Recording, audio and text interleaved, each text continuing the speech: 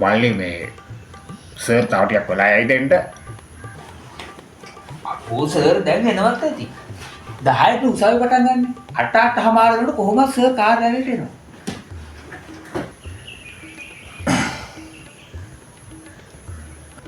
මම දැන් අවුරුදු 20ක් සර් ගාව. සර් ගාව ඉඳලම මටත් දැන් නීතිය ගැන දැනුමක් තියෙනවා. මොකක්ද ඔයාගේ නඩුව? ඩියෝස් නඩුවක්. කසාද නඩුවක් නේද? කාට විරුද්ධව දැන් නඩුව දාන්නේ?